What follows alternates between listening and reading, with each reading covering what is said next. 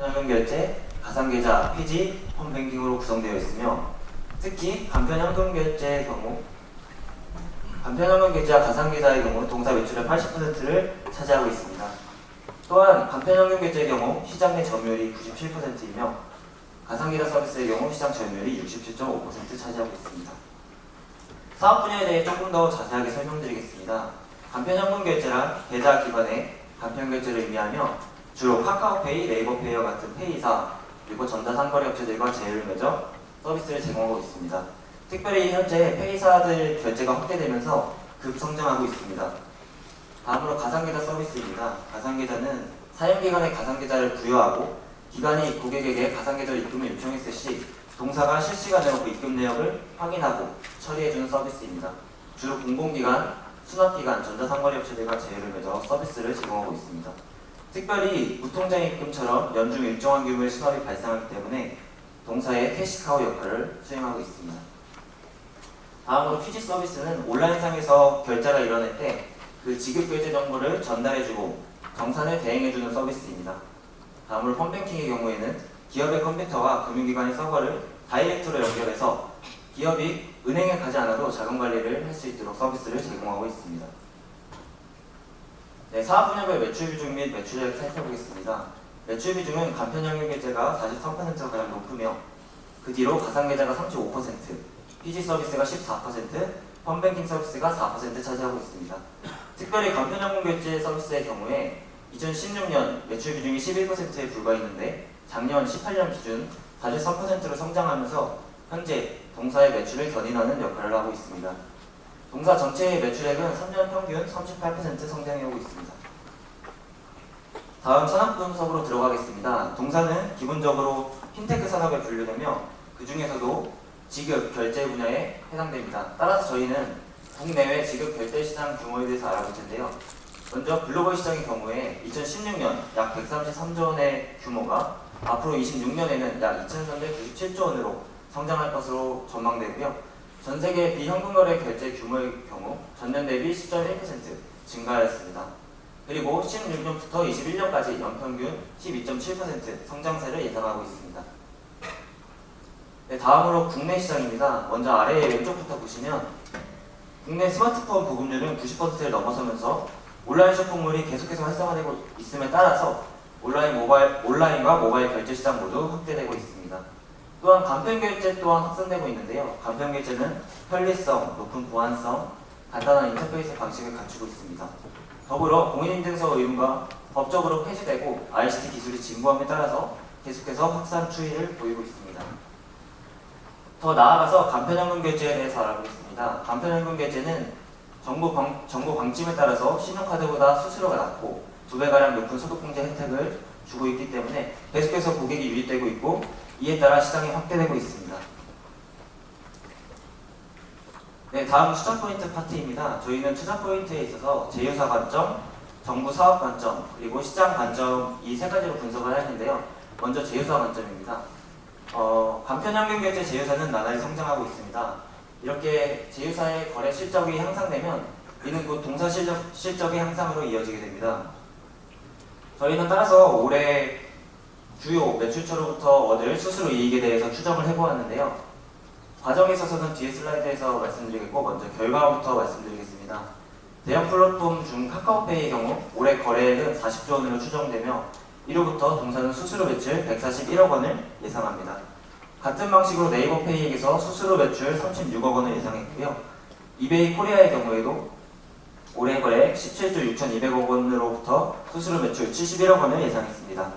쿠팡의 경우에도 수수료 매출 39억 원이 예상되고요. 페이커의 경우 수수료 매출 18억 원입니다. 이 가격이 다 합산하면 올해 주요 매출처로부터 약 306억 원의 매출액을 확보할 수 있을 것으로 저희는 추정을 했습니다. 이제 그 계산 과정에 대해서 간략하게 말씀드릴 텐데요. 먼저 주요 매출처 5개의 18년도 간편현금결제 매출액을 매출처별 비중으로 곱해서 각 매출처별 간편현금결제 매출액을 산정했고요.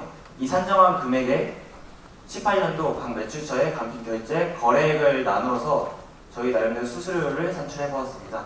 그러고 나서 이 수수료율에 올해 19년도 각 매출처의 간편결제 추정 거래액을 곱해서 최종적으로 올해 매출처별 간편형용 결제 예상 매출액을 산출을 하였고요. 그 가격이 약 306억 정도로 작년 매출처 수수료 이익인 201억에 비해 올해 52% 성장하며 306억을 확보할 수 있을 것으로 저희는 예상을 했습니다.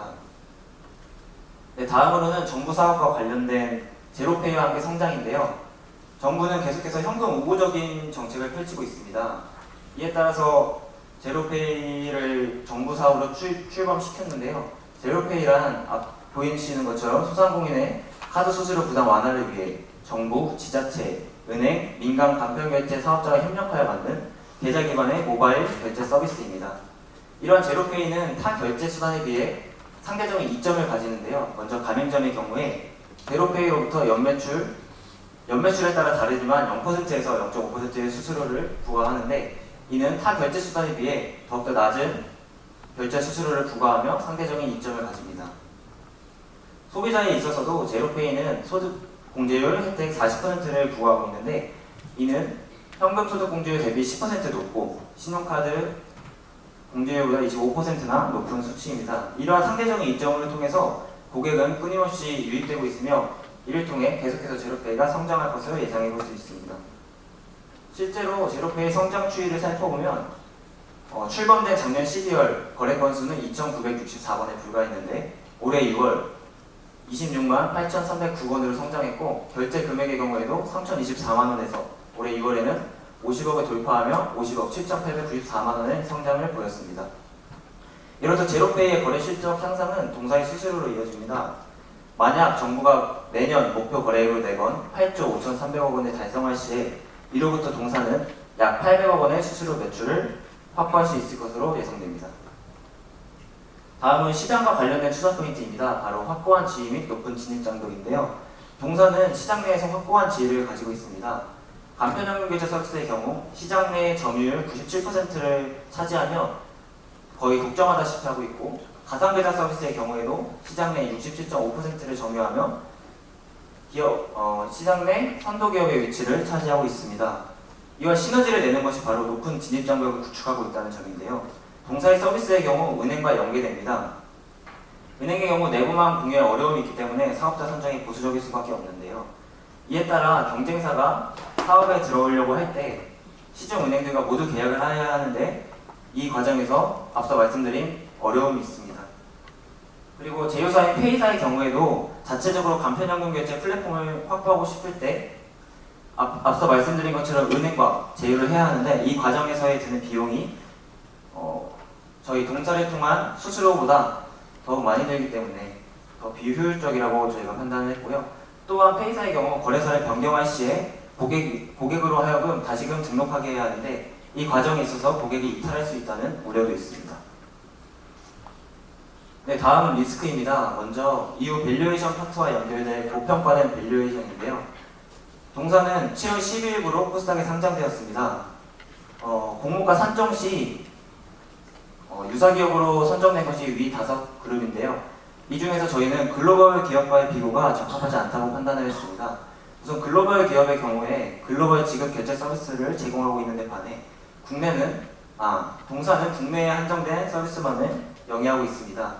또한 이렇듯 글로벌 기업들로 인해 퍼가 국내 기업보다 높이 평가되었고, 이것이 밸류에이션 자체가 고평가되는 결과를 야기했다고 저희는 판단을 했습니다. 다음으로 제휴사 독립 이슈입니다. 네이버페이가 7월 24일부로 네이버 파이낸셜을 설립했는데요. 최대 규모의 제휴사였던 만큼 물적 분할이 이슈가 되었습니다. 이로 인해 간편현금 결제 서비스가 제휴사들이 독립할 수 있다는 우려를 야기시켰고, 이로 인해 매출이 하락했는데요. 실제로 24일 기준 카카오페이를 비롯한 페이사들과 동사의 주가가 나란히 하락하는 것을 저희가 확인했습니다. 그러나 앞서 말씀드린 것처럼 진입 장벽으로 인해 실제 독립 가능성이 희박하며, 이는 단순한 시장 우려로 인한 리스크라고 볼 수 있겠습니다. 다음으로는 경쟁사 출현입니다. 간편 결제 시장에서 경쟁사가 출현할 가능성이 있습니다. 그중 유력한 것이 비바리 퍼블리카의 토스인데요.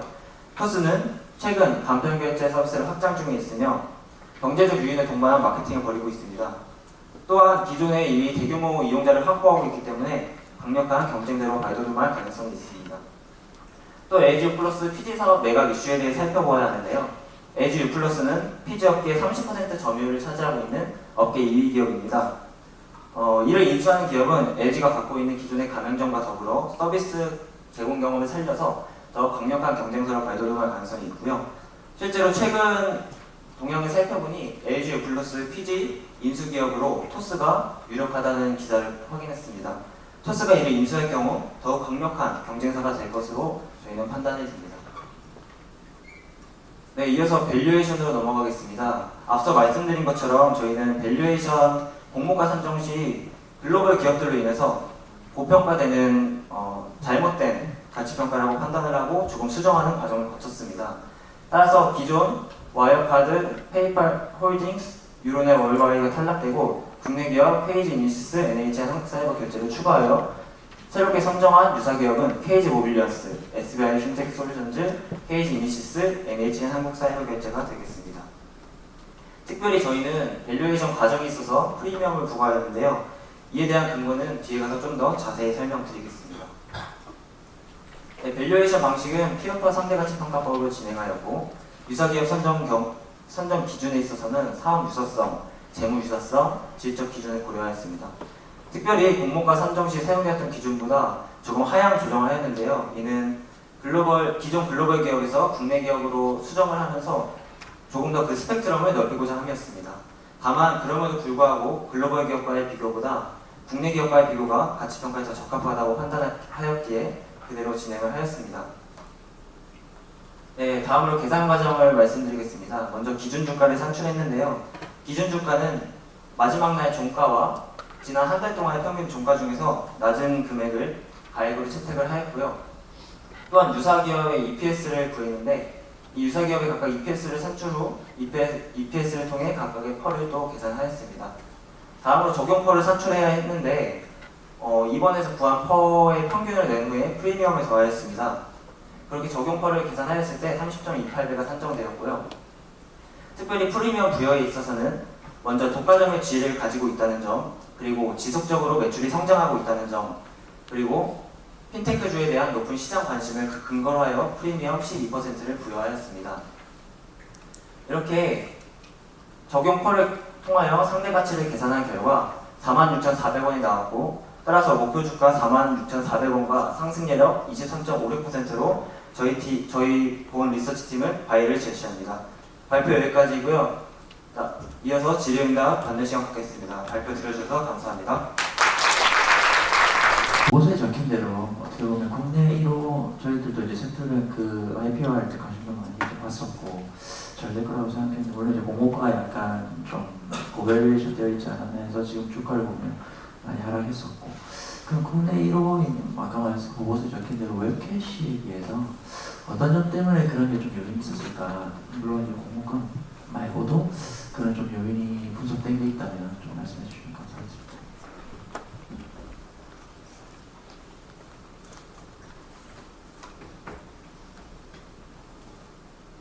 사실 저희가 밸류에이션 할 때 웹캐시를 좀 비교를 많이 했는데 지금 센트뱅크의 주가가 지금 한 달치밖에 없어요.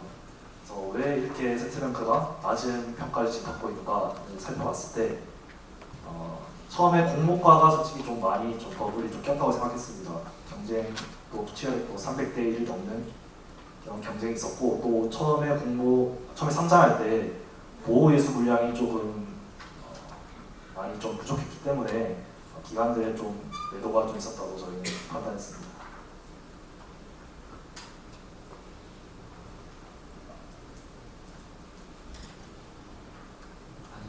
센트뱅크가 상장된 지 얼마 안 됐죠. 저는 밸류에이션 하신 거 보고 상당히 다시 이제 상장할 때 자료들을 좀 많이 그대로 활용할 수도 있지 않나라는 생각이 좀 들었는데 그래서 저는 궁금했던 게 이제 밸류에이션을 하시면서 이번에 상장할 때 썼던 그 자료 말고 혹시 밸류에이션에 대해서 따로 좀 진지하게 고민이 있으셨나 그 부분이 좀 궁금해요. 그래서 혹시 센트뱅크를 밸류에이션함에 있어서 다 많이 쓰는 퍼 말고 뭐 DCF나 아니면 UAEBITDA나 이런 걸 한번 고려해 보셨는지 고려해봤는데 그것보다 퍼가 더 최종적으로 좋다고 생각하는 이유가 혹시 있었는지 그런 고민이 있었는지 좀 궁금해요.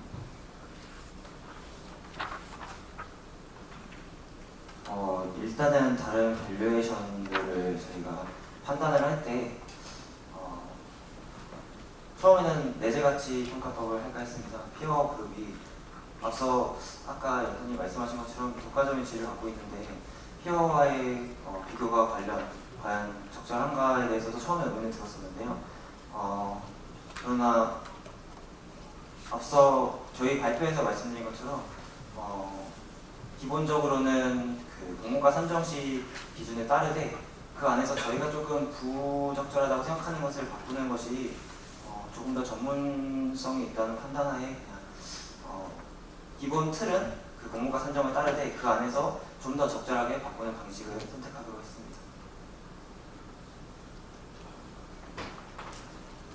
네, 밸류에이션 하실 때 프리미엄을 적용하셨는데 이 근거에 있어서 간편 현금 결제가 자체는 독점적이고 또 가상기자 시장 수익들의 근거는 알겠는데 프리미엄을 12%로 잡으신 구체적인 이유가 있으신가요? 저희가 처음 밸류에이션 할 때 밸류에이션의 정의에 대해서 한번 다시 생각해봤습니다. 저희가 생각했을 때 밸류에이션이란 시장에서 어떻게 세트뱅크를 판단하고 어느 정도의 시장 가격을 부여할지를 보는 거라고 생각했을 때 세트뱅크가 국내 2호 핀테크주라는 점에 좀 주목을 했습니다. 그래서 국내 1호 핀테크주인 웹캐시와의 좀 비교를 많이 했는데요. 웹캐시의 주가가 처음에는 공모가 때 퍼가 24에서 60을 넘나들다가 지금 48을 유지하고 있습니다. 그런 점을 좀 봤을 때 세트뱅크에도 그런 시장 관심과 함께 좀 적용하면은 한 2배 가량의 저희가 산출했던 PER에서 2배 가량의 PER을 적용하는 게 맞다고 생각했는데 거기서 지금의 좀 거시적인 시장 상황을 좀 디스카운트해서 그래서 12%의 퍼를 주게 되었습니다. 프리미엄을 주게 되었습니다.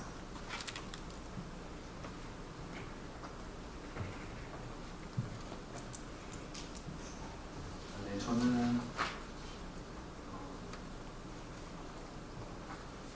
제로페이 질문 좀 드리고 싶은데 지금 결제에 대한 50억 원 정도 월도 돼요. 정부 목표는 꽤 높죠. 네, 그거에 대한 이제 본인들 팀 내부가 이제 이거에 대한 논의를 했었을 거 아니에요. 전망이나 제로페이가 앞으로 더 성장할 수 있을지 이거에 대한 시장을 어떻게 생각하시는지 좀 들어보고 싶어요.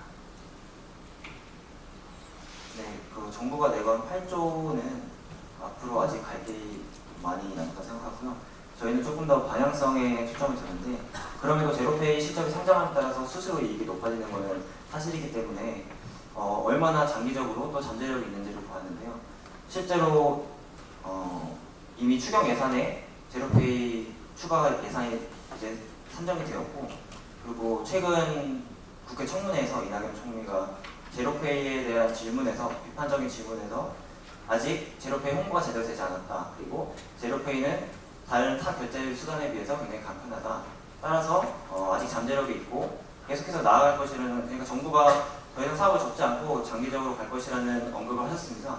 이에 따라서 여론에 따라 장기적으로 갈지는 모르겠지만 적어도 단기적으로 끊길 사업은 아니라고 생각을 했고요. 그리고 성장 추이를 보면 계속해서 성장하고 있기 때문에 이에 따라서 동사가 얻는 이익 또한 계속해서 늘어날 것이라고 방향성을 보았고 8조에 있어서는 되면 좋겠지만 저희 나름대로는 그것까지는 가능하지 않을 수도 있겠다라는 판단을 했지만 일단은 정부가 내년 목표액으로 내건 것이 8조였기 때문에 그에 따른 추정, 예상 수수료 매출을 저희가 언급은 해놨습니다. 800억 원 정도 언급하셨죠? 그런 것들이 지금 이 밸류에이션 쪽에 좀 반영이 되셨다고 생각을 하세요? 아니면 디스카운트를 주셨는지? 그 부분에 네, 있어서 800억 원 정도의 수수료 자체가 밸류에이션에 반영이 된 건지 여쭤봅니다. 그 부분은 사실 시장 간편현금결제 시장 규모에 있어서 굉장히 큰 금액이라서 사실은 아직까지는 밸류에이션에 넣기에는 조금 천문학적인 수치라고 생각을 합니다. 그래서 저희가 밸류에이션에 따로 그것을 염두하진 않았고요. 다만 계속해서 제로페이가 성장하고 있는 만큼 잠재성이 또 정부 사업인 만큼 자금 조달에 있어서 잠재성이 크다는 것 정도만 저희는 생각을 하고 있습니다. 하나 더 이제 티어 그룹 쪽의 KG 이니시스를 넣으셨어요. 그래서 지금 이 세트뱅크랑 어떤 면이 가장 유사하다고 판단하셨어요? KG 이니시스. 페이지 이니시스의 경우에는 저희가 앞서 말씀드린 사업 연수성, 재무 일서성, 지적 기준이 모두 부합을 하였고요. 그리고 핀테크 기업인 만큼 동사의 피어 그룹으로 타당하다고 생각을 했기에 저희가 넣었습니다. 시간 관계상 관객분들의 질의응답 시간이 있겠습니다. 혹시 세트뱅크에 관심 있고 질문하고 싶으신 분은 손.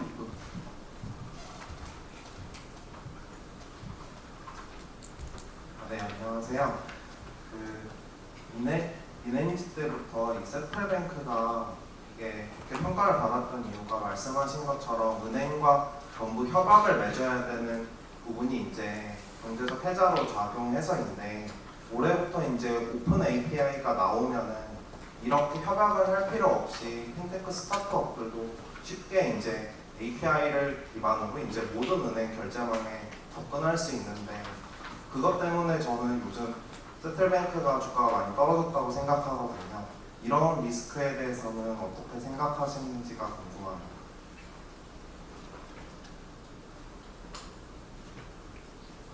네, 답변 드리면 장기적으로는 일단은 오픈망에 의해서 새로운 경쟁사들이 계속해서 들어올 수 있다고 생각을 하는데요. 일단은 그럼에도 불구하고 시장 내에서 선도 기업이라는 위치는 어마어마한 거거든요. 그래서 당분간 제휴사들이 넘어오지 않는 한 당분간은 따라잡을 수 있는 기업들 많이 없을 것이라 생각을 하고요. 그리고 주가가 많이 떨어졌지만 최근 계속해서 성장하고 있는 것도 그러한 세트뱅크의 잠재력을 사람들이 다시 보고 있는 것이라고 생각을 합니다. 한 분 더 질문 받도록 하겠습니다.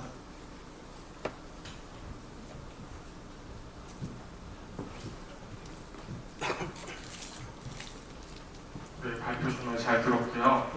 저희 제로페이에 해당하는 그 보고서를 봤는데 수수료가 0.5%라고 나오더라고요. 최대 수수료가. 근데 여기 보면 거래량이 8조 9,300억 원이라고 나와 있는데 그럼 수수료를 0.5%로 하면 지금 나와 있는 2,305억보다 좀 낮은 금액이 나오는데 어떻게 이렇게 산정하셨는지.